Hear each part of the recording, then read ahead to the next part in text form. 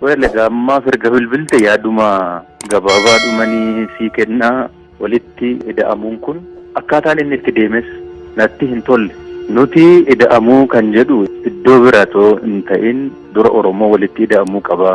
Oromoo walitti ida'amuu jechuun gandarraa kaasee aanaan godinni tokkummaa Oromoo cimsuutu nurra jiraata. Lammaffaa walitti ida'amuu jennu immoo akkamiif akkaataa kamiin tokkummaaf garaagarummaan keenya adda bahuu danda'uutu irra jiraataa yaada jedhu kan tarkaanfachiisaa ture. Yoo sirriis ta'e yeroo isaa miti waan jedheetti amanuuf ijjennoodhuma kootiin kana ala of godheetaniin kanani jiru.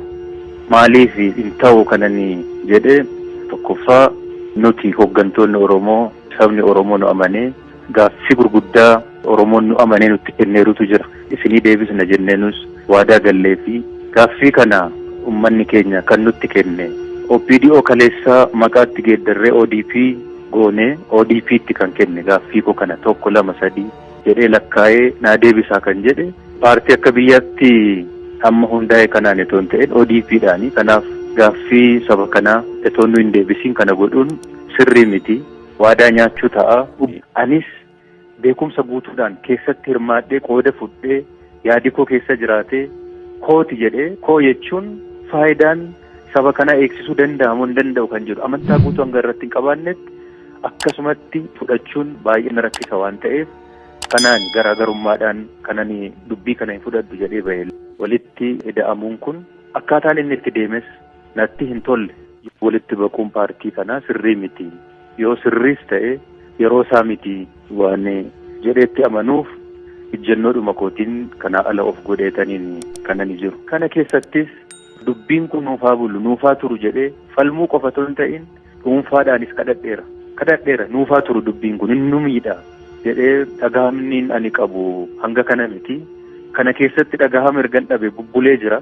Waan keessatti ati dhagahamaa fi fudhatama hin qabne sagaleen kee iddoo hin qabne sababa gahaa qabattee etoo jirtu wanta akkasii kana tarkaanfachiisuun fudhatanii deemuun barbaachisaas miti waan ta'eef kanaaf ammas amma naa galutti ittiin amanu hin taas jedhee yaadu kanaan garaagarummaadhaan kanan ba'e. Wala gammaa firga bilbilte yaaduma gabaabaadhumanii sii kennaa walitti ida'amuun kun akkaataan inni itti deemes natti hin tolle. Nuti ida'amuu kan jedhu iddoo biraatoo hin ta'in dura Oromoo walitti ida'amuu qaba. Oromoo walitti ida'amuu jechuun gandarraa kaasee aanaan godinni tokkummaa Oromoo cimsuutu nurra jiraata. Lammaffaa walitti ida'amuu jennu immoo akkamiif akkaataa kamiin tokkummaaf garaagarummaan keenya adda bahuu danda'uutu irra jiraataa yaada jedhu kan tarkaanfachiisaa ture. Yoo sirriis ta'e yeroo isaa miti waan jedheetti amanuuf ijjennoodhuma kootiin kana ala of godheetaniin kanani jiru. Maaliif hin ta'u kanani jedhee tokkoffaa nuti hooggantoonni Oromoo sabni Oromoo nu amanee gaaffii gurguddaa Oromoon nu amanee nutti kenneerutu jira. Isinii deebisna jenneenus waadaa gallee fi gaaffii kana ummanni keenya kan nutti kenne OPDO kaleessa maqaatti geeddarree ODP goone ODP'tti kan kenne gaaffii koo kana 1 2 3 jedhee lakkaa'ee naa deebisaa kan jedhe paartii akka biyyaatti amma hundaa'e kanaan etoo hin ta'in ODP'dhaani. Kanaaf gaaffii saba kanaa etoo nu hin deebisiin kana godhuun sirrii miti, waadaa nyaachuu ta'a.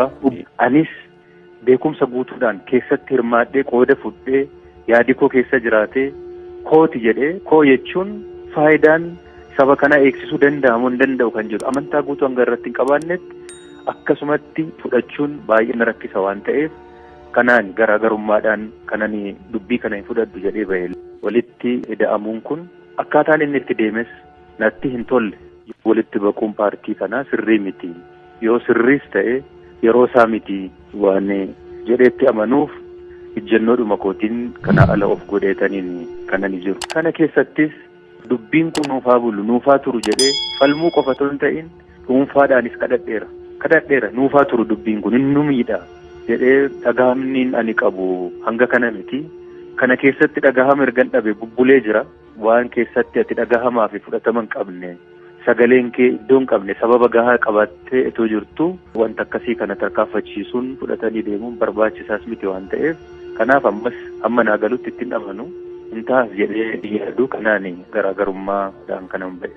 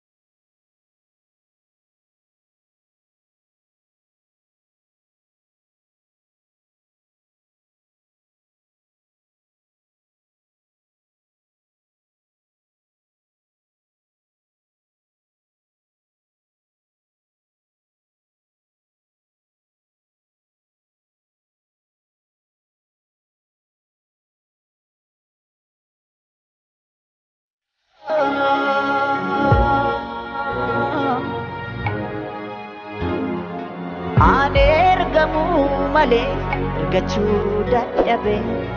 Kaffi rafuu diida.